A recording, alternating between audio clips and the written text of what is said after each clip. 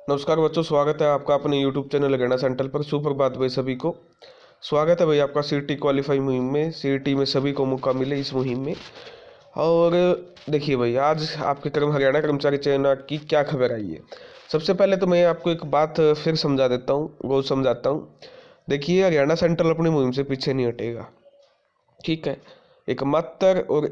एकमात्र लक्ष्य हरियाणा सेंट्रल का है कि हमारा भाई बहन जिसने सीटी क्वालिफाई किया है वो एग्ज़ाम में बैठे, पेपर में बैठे। वही हमारी सोच है, उसी के लिए हम कार्य कर रहे हैं, लगातार उसी के लिए आवाज़ उठा रहे हैं, रोकने वाले प्रयास कर रहे हैं, लेकिन उनके प्रयास अभी नाकाफ़ी हैं। इन प्रयासों से मैं नहीं रुकूंगा। सच्चाई बोलने का काम जब इकलौता हरियाणा सेंट्रल कर रहा है, अगर कोई और सच्चाई बोलने का काम कर रहा होता या कोई और इन बच्चों की आवाज़ उठा रहा होता तो आज मुझे वीडियो बनाने की ज़रूरत नहीं पड़ती।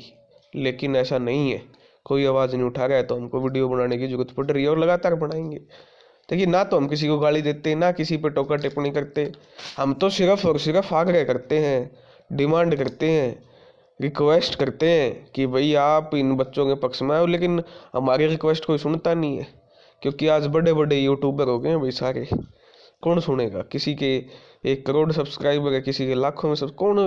उनको मतलब नहीं है तुमसे, ठीक है। 1000, 2000, 5000, 10,000, 20,000 से क्या मतलब पड़ेगा? उनका पैसा कमाना तो रुकना नहीं है। तो आज ये सच्चाई है, कड़वी सच्चाई ये है। और हम तो सरकार को भी, ये तो हम कहते ही नहीं कि हम वोट नहीं देंगे सरकार को। मैं तो हरियाणा सेंट्रल का भी नहीं बोलता। हरियाणा सेंट्रल तो हमेशा सरोकार, सामाजिक भावनाओं को आगे लेके चलने वाला चैनल है। ये कहता है कि साहब आपके वोट खिसक रहे हैं, मतलब आप बताता है आके कि भाई आप कैसे वोट को प्राप्त कर सकते हो, आपसे खिसक रहे हैं वोट, ठीक है। हम वो इंडिपेंडेंट मर्जी होती है कौन किसको देगा, लेकिन हमारा सरोकार ये होता है कि सत्ता पक्ष को दिखाएं, आईना दिखाएं कि देखो साहब आपके जो वोट हैं वो आपके हाथ से छूट रहे हैं, आपके हाथों से जा रहे हैं, आप बहुत गलत कर रहे हो। ये काम हमारा है। हम दूसरों की तरह उस पर सीधा टिप्पणी नहीं करते।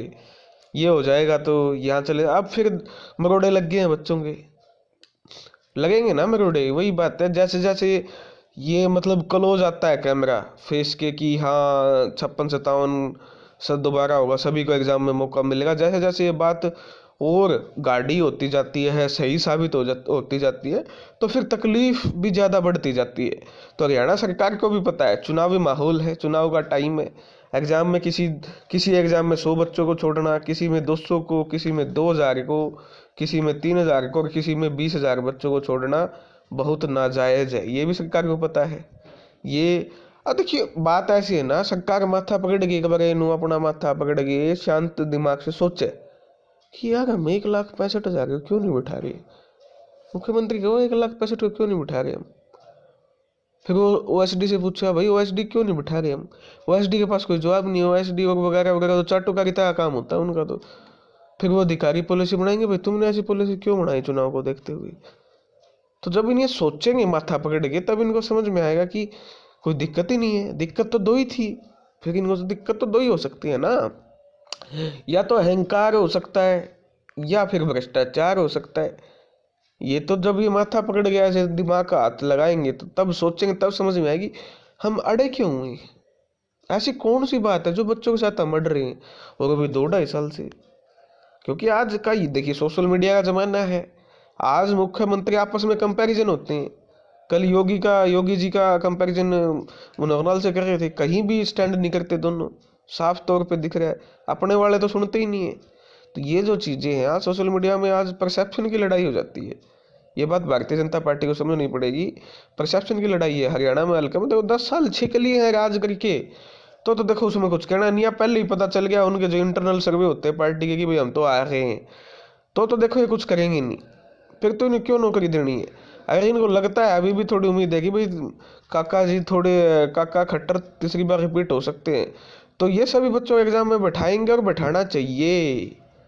इतनी अड़ियलपन अच्छा नहीं होता। और एक बार आप माथा पकड़ के सोचना चाहिए कि क्यों अड़ियलपन लगा रहे बच्चों के साथ। इन्होंने पार्टी का क्या बिगाड़ा है। तो ये चीज़ें सोचनी पड़ेंगी, तब जाके कुछ समाधान इनका सरकार निकाल सकती है। अब देखिए, 10 और ग्रुपों का पेपर लेने में जुटा। मैंने कल ही आपको बता दिया था, कल शाम वाली वीडियो में, कि आपका जो है लगभग लगभग 20 से 22 ग्रुप है, 18 से 20 ग्रुप आपके हैं। ठीक है। तो जिनमें आपके 4 गुना से कम है उनमें आपका जो है आपका सबसे पहले उनके पेपर लेगा, और 61 ग्रुप के पेपर भी होंगे। ठीक है, 61 ग्रुप के जो पेपर हैं वो होंगे, लेकिन अभी उनमें वही बात है, कमीशन तो कह रहा है कि हम 61 के 61 का लेंगे, लेकिन पहले किन का लेंगे, 18 से 20 का लेंगे। लेकिन हमारे तो यही मांग है चेयरमैन से, माननीय कट्टर चेयरमैन से, कि साहब आप जब पेपर ले ही रहे हो सभी बच्चों को एग्ज़ाम में बैठा के, तो बाकी जो एग्ज़ाम में हमारे बाकी ग्रुप में जो बच्चे बैठते हैं उनको भी एग्ज़ाम में बैठाया जाए, उनको भी वंचित नहीं किया जाए किसी प्रकार से। उनकी उनकी गलती क्या है, उनको भी नहीं किया जाए। अब देखो इसमें क्या लिखा है कि आयोग चाहे तो सामाजिक आर्थिक मानदंड के अंक घटाकर कट ऑफ तक के सभी ग्रुपों के पेपर ले सकता है, अंक घटाए कट ऑफ तक के।